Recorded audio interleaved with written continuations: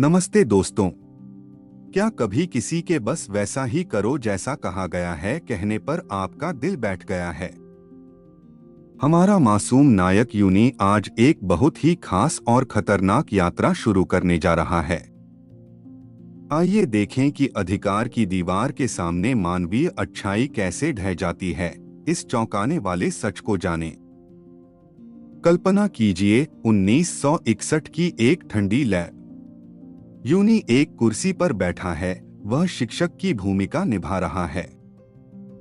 Uni के सामने एक वोल्टेज कंट्रोलर है और बगल के कमरे में एक छात्र बैठा है।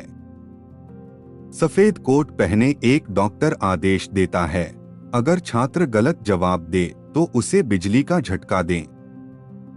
यह कम वोल्टेज से शुरू हुआ। यूनी दुखी चेहरे के साथ स्विच दबाता है। एक चट की आवाज आती है। लेकिन जैसे जैसे छात्र गलतियां करता है, वोल्टेज बढ़ता है। 150 वोल्ट पर बगल से चीखें आने लगती हैं। यूनी का चेहरा कांपता है। डॉक्टर, उसे बहुत दर्द हो रहा है। कृपया, मैं रुकना चाहता हूं। लेकिन डॉक्टर सख्ती से कहता है, पूरी जिम्मेदारी मेरी है। आपको प्रयोग जारी रखना होगा।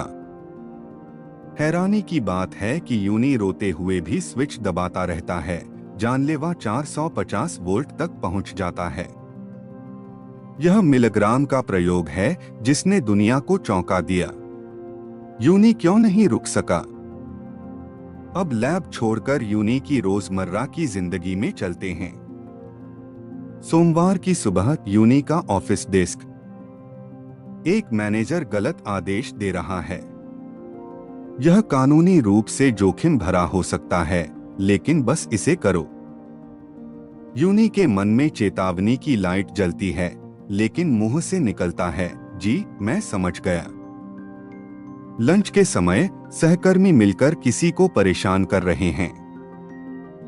यूनी जानता है कि यह गलत है, लेकिन जब लीडर आंख दिखाता है तो यूनी चुप रहता है। यह भीड़ के अधिकार के सामने समर्पण है।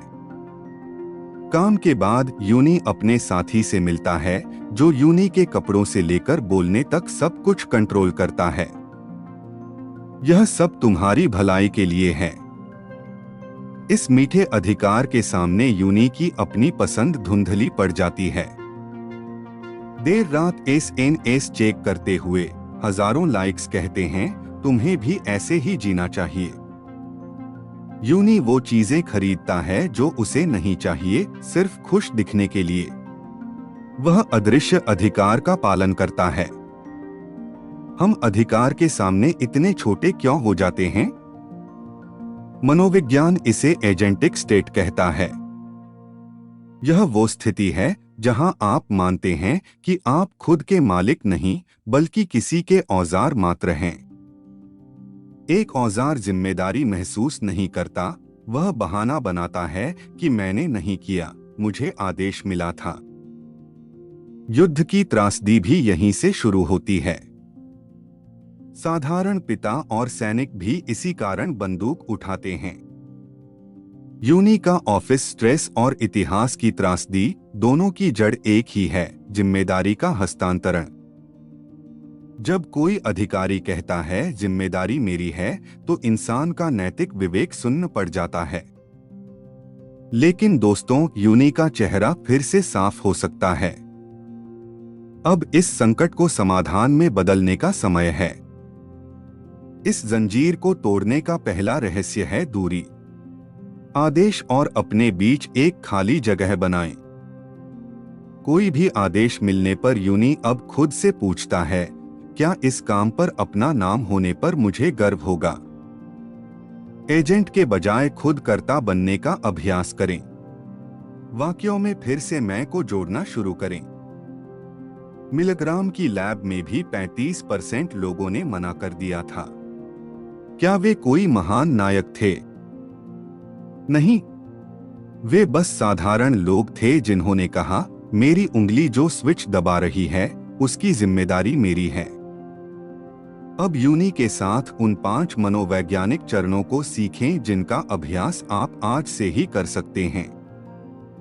चरण 1, अपनी असहज अंतरात्मा को पहचानें। शरीर जो संकेत भेजता है उसे सबसे पहले सुने। अगर आदेश मिलने पर सीना भारी लगे या हाथ कांपे तो समझ लें कि यह आपके विवेक का अलार्म है। अब घबराहट होने पर यूनी बड़बड़ाता है, आह, मेरे मूल्य अभी इस बात का विरोध कर रहे हैं। चरण 2, रुकने की कला। तुरंत जवाब देना गुलामी का रास्ता है। कम से कम 3 सेकंड का समय लें। गलत आदेश मिलने पर पानी पिएं या गहरी सांस लें ताकि आपके मस्तिष्क की सोचने की शक्ति जाग जाए। चरण 3, सवाल पूछें। सवाल पूछना अंधे अधिकार को खत्म करने का सबसे शक्तिशाली हथियार है। विनम्रता से पूछें, इस फैसले का उद्देश्य क्या है? या क्या इससे किसी को नुकसान होगा? जैसे ही यूनी सवाल पूछता है, मैनेजर की असीमित शक्ति तर्क के दायरे में आने लगती है। चरण 4, छोटा इनकार करने का अभ्यास। इनकार करना एक मांसपेशी है, अभ्यास न करने पर यह कमजोर हो जाती है। जब सब एक ही चीज का ऑर्डर देते हैं तो यूनी हिम्मत से कहता है, मुझे कुछ और खाना है। आजादी का यह छोटा सा अनुभव बाद में बड़े अन्याय के सामने नहीं कहने की ताकत देता है। चरण 5, नैतिक साथी खोजें। प्रयोग में देखा गया कि एक भी विरोधी साथी होने पर आज्ञाकारिता गिर गई। अकेले डर लगता है, लेकिन आपके साथ एक भी इंसान हो तो अधिकार का जादू टूट जाता है। अब यूनी ऑफिस में अकेला नहीं है। वह अपने साथी के साथ सही रास्ते के बारे में सोचता है। दोस्तों, आज्ञा का पालन करना आसान है। आपको सोचना नहीं पड़ता और न ही जिम्मेदारी लेनी पड़ती है। लेकिन उस आराम के अंत में स्वयं का विनाश होता है और केवल अनचाहे जख्म बचते हैं। यूनी आईने में खुद को देखता है। अब मैं किसी और के हाथ का औजार नहीं बनूंगा। अपने अस्तित्व को बचाना एक कठिन संघर्ष हो सकता है, लेकिन यह वास्तव में कीमती है। असली वयस्क बनने का मतलब है यह घोषणा करना कि मैं अपने कार्यों का बोझ खुद उठाऊंगा। युद्ध अपराधी एडोल्फ आइकमैन ने अदालत में कहा था, मैं तो बस आदेशों का पालन कर रहा था। हन्ना आरेंट ने इसे बुराई की सामान्यता कहा था। बुराई तब शुरू होती है जब हम सोचना बंद कर देते हैं।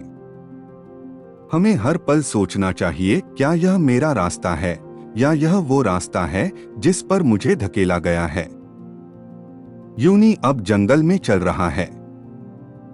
मुख्य सड़क के बजाय यूनी एक छोटी पगडंडी की ओर बढ़ता है। रास्ता थोड़ा कठिन हो सकता है, लेकिन हर कदम पर यूनी का अपना अर्थ छपा होता है। रिश्तों में भी यूनी अब ईमानदार है। तुम्हारी राय कीमती है, लेकिन मैं ऐसा महसूस करता हूँ। यूनी समझ गया कि प्यार गुलामी नहीं, बल्कि एक नृत्य है जहाँ दो आत्माएं एक दूसरे का सम्मान करती हैं। दोस्तों के बीच भी यूनी अब मूकदर्शक नहीं है। वह कमजोर दोस्त का हाथ सबसे पहले थामता है। भीड़ के अधिकार से बढ़कर किसी एक इंसान के दर्द को समझना ही यूनी को यूनी बनाता है। लाइक्स की चिंता करने वाला यूनी अब फोन रखकर डूबते सूरज को देखता है। यूनी ने महसूस किया कि स्क्रीन के झूठे अधिकार से ज्यादा कीमती सामने की असली हवा है। आपकी जिंदगी का स्विच इस वक्त किसके पास है? क्या आपने इसे किसी अदृश्य डॉक्टर को दे दिया है? उस स्विच को वापस ले लें। शुरू में यह भारी हो सकता है, लेकिन यह केवल आपका है। मिलग्राम प्रयोग ने त्रासदी दिखाई, लेकिन यह व्यक्तिगत शक्ति के महत्व को भी बताता है। सिर्फ एक व्यक्ति का इनकार पूरे प्रवाह को बदल सकता है। आप वो एक व्यक्ति हो सकते हैं। यूनी का चेहरा धूप में चमक रहा है। यह खुद के द्वारा तय की गई जिंदगी की शानदार रोशनी है। मैं आदेशों का पालन करने वाला नहीं, बल्कि मूल्यों का निर्माता हूं। इसे अपने दिल पर लिख लें। अपने मन का शुद्धिकरण शुरू करें। अधिकार के वायरस के खिलाफ सवाल और संदेह को टीके की तरह इस्तेमाल करें। यह सबके भले के लिए है या मजबूरी है, जैसे बहानों में कभी ना आए। सच्चा न्याय हमेशा किसी व्यक्ति के जीवन और मानवाधिकारों का सम्मान करने से शुरू होता है। यूनी ने दुनिया के बड़े नारों के बजाय अपनी छोटी अंतरात्मा की आवाज सुनना सीख लिया है। भले ही दुनिया उंगली उठाए, यूनी अब खुद को देखकर गर्व से मुस्कुरा सकता है। जब भी गुलामी का लालच आए, अपनी स्वायत्तता को जगाने के लिए इस वीडियो को फिर से देखें। मैं हमेशा आपके साथ रहूंगा ताकि आपकी शुद्ध आत्मा अधिकार के गंदे पानी में न डूबे। मनोविज्ञान हमें कैद करने वाला विषय नहीं है, बल्कि यह हमें गुलामी से आजाद करने वाला विषय है। मिलग्राम के सबक को न भूलें। हम सब आइकमैन भी बन सकते हैं, या हम इनकार करने वाले भी बन सकते हैं।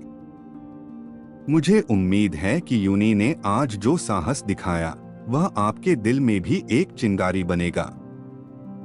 अब यूनी सोने जाता है ताकि वो अपने चुने हुए सपने देख सके, न कि किसी के द्वारा निर्देशित।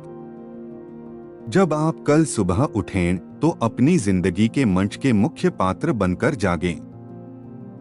मैं कल्पना करता हूं कि आप अन्याय के खिलाफ मजबूती से और सच के सामने विनम्रता से खड़े हैं।